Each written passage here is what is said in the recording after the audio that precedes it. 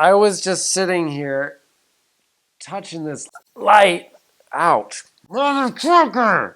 It's Mr. Green Thumb King. Planting and sowing, just watch him grow.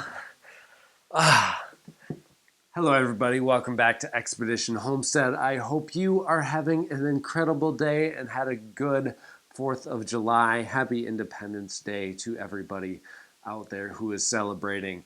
We were with the family, as we usually are on the 4th of July, playing a really fun game called Quelf. And that is where I was coined Mr. Green Thumb King as part of one of the cards that is played during the game, which, by the way, I definitely recommend playing it if you have not yet done so. It is a blast. Totally crazy game. A lot of fun things could happen during that game. Anyways, you had to name one of the opponents. You had to give them a term of endearment. And of course, mine was Mr. Green Thumb King, because I don't see any other name that's quite as suiting as that one. So officially, for the first time ever, Mr. Green Thumb King checking in for today's episode of Grow Light Delights. If you're newer to these episodes, Grow Light Delights is when I take all of the grow lights that I am sent and we go through an initial unboxing of that grow light. My first initial impressions. We test out the light, we take out a look at the power specifications, PAR, PPEF, PPFD, and PPE. So that's what I'm going to talk about first, very quickly, give you a round scope of what we're looking at as far as the specifications go. PAR is photosynthetic active radiation, so this is going to be the nanometers of light that this grow light is giving off. This is one of the less important specifications. After that, we have PPEF, which is photosynthetic photon flux. This is telling us how many of those photosynthetic active radiation particles, the photons, how many of them are coming off of the light, usually measured per second, so micromole per second for PPF. Then PPFD is going to show the density of PPF throughout specifically a mapped area. That's going to show us how much is given to our plants in the area that we're growing in. The PPFD is the most important thing that we look at when checking out grow lights. And then last, but not quite least, is PPE. This is going to show us the efficiency of said grow light. Now, PPE, while it might not be very important to us because I don't really care how much power my grow light is actually going to be drawing when it comes down to the nitty and gritty of it, what I do care about is the quality of the grow light. PPE is generally a good indicator on whether or not you're dealing with higher quality LEDs, because high quality LEDs will have a better efficiency than lower quality LEDs. Besides that, PPE really isn't that important to me. So let's get to this grow light. The reason why it is open, to be completely honest with you, is that we've already filmed this entire episode once over, but for some crazy weird reason we had rolling shutter going through the entire frame of the video. We had spots of it that were like flickering on and off. It was just weird. Something was going on with the camera. Never had that happen to me in the last 6 years of filming, so it was strange. But here we are filming the entire episode again. It is like midnight, so I am tired, but nonetheless excited to show you what this light has or does not have to offer. If you follow through the rest of this video, you will be certain that this is a completely unbiased review of this light.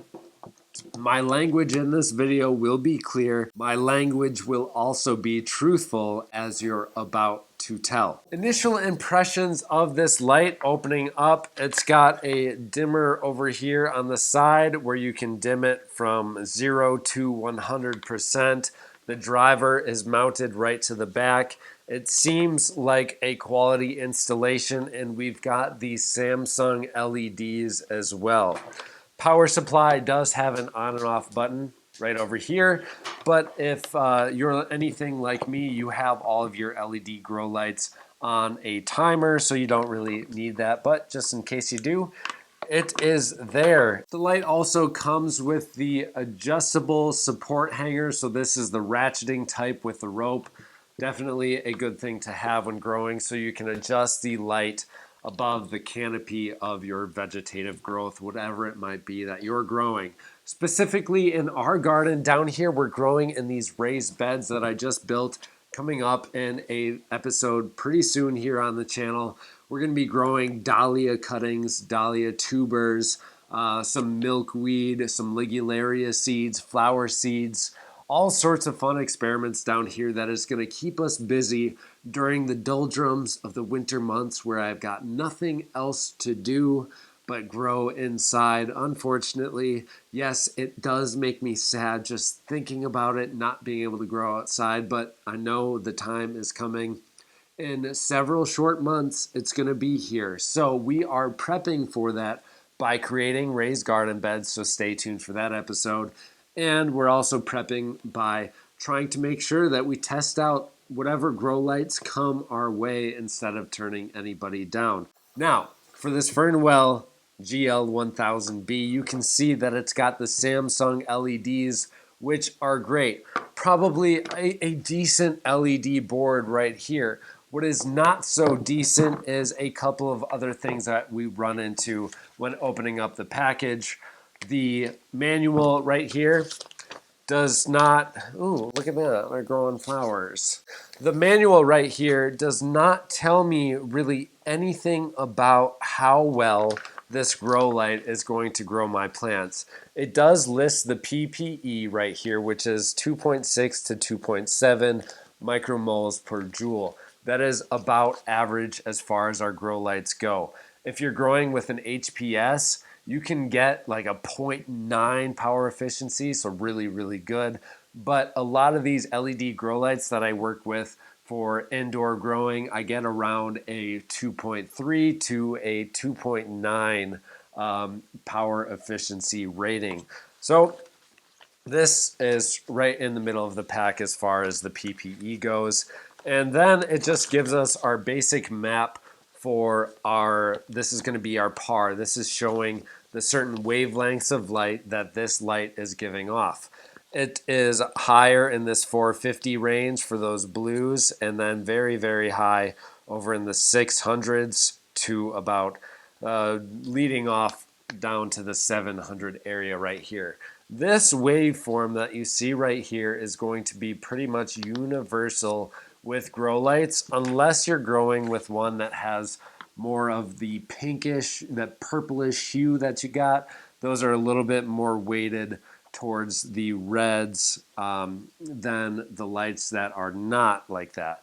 But this will give us a nice full spectrum light. Again, like I said in the intro of this video, I'm not so interested in this because the PAR can vary a little bit, but what really matters is the PPF and the PPFD. This is about where it starts to go south. First off, I've got to say, you have to have your PPF and PPFD listed on both your website where you're selling the product, which it doesn't, and also in this manual here. You've got to have that stuff in this manual.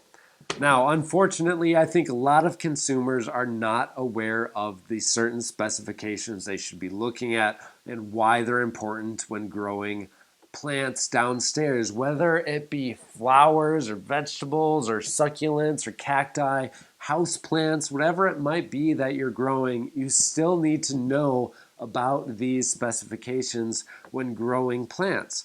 So, since we have a generally uneducated consumer basis, a company like this can get away with not posting this on their website or the manual as shown here.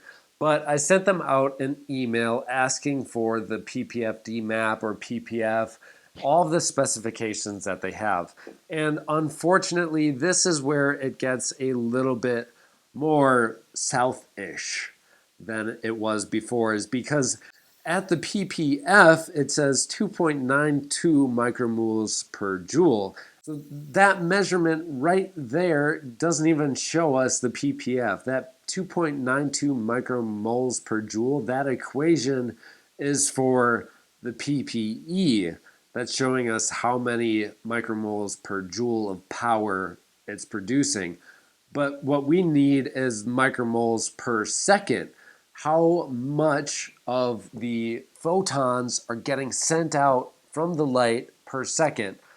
And say, even if we change that J to an S and just assume that they had the calculation wrong, 2.92 micromoles per second is nowhere near enough to produce any sort of vegetation from any plant whatsoever. I don't even think seedlings, that's like no light whatsoever. So I'm going to assume that they have the wrong calculation on there. So really, I'm just at this point where I'm not quite sure if these numbers are legitimate or not, just because we got some typos here in the very basic photos of the specifications that I should be receiving as a consumer. So y'all got to fix that and make sure that you have legitimate PPFD testing. I'm going to plug this light in and just see what it looks like to show you all. But as far as it goes right now, until we do further testing on this light, I'm just not really sure how it's going to perform because we don't have any of the legitimate specifications on it. So we're going to give it the suntan test here.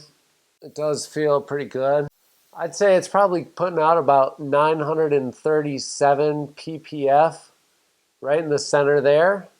Off to the side here, it really dips down to about 325. Yeah, but it does feel pretty good. Whew. I'm not going to lie. The light is bright. The light is definitely bright.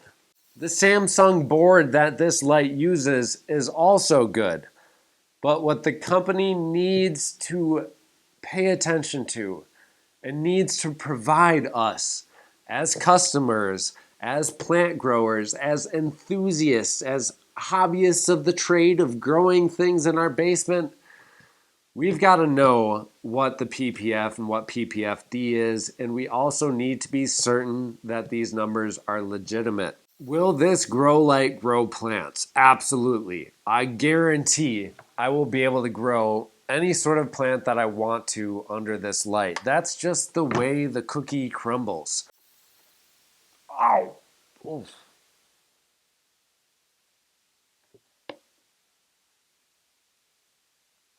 Okay. I was just sitting here touching this light. Ouch. Motherfucker! Okay, I was just sitting here and touched this thing with my arm, and it shocked me. I've had this problem in the past as well, where like this entire thing becomes energized, and like just how many volts are traveling through this? I don't know. I mean, could it end up being 120 volts if something goes wrong? Or is it, ow, oof, even the encasing of the driver. So 1 amp, say we've got 1 amp going through here, or something else happens where, okay, I can touch the driver as well and feel that good old 120 volt tingle. Now, I'm sure it's not 120 volts going through here. It is probably 60 volts off of the secondary of this driver, but I shouldn't be getting shocked by touching this light. I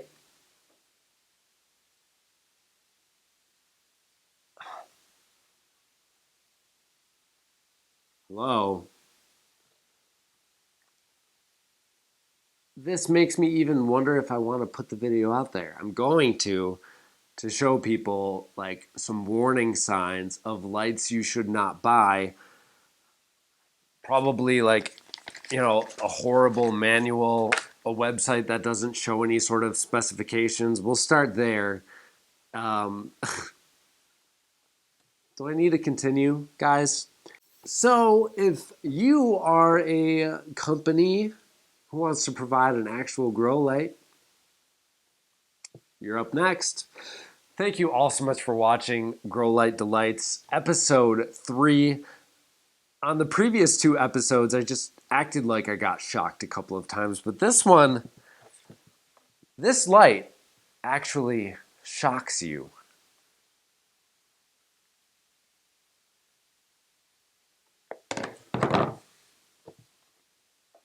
Have a good night, ladies and gentlemen.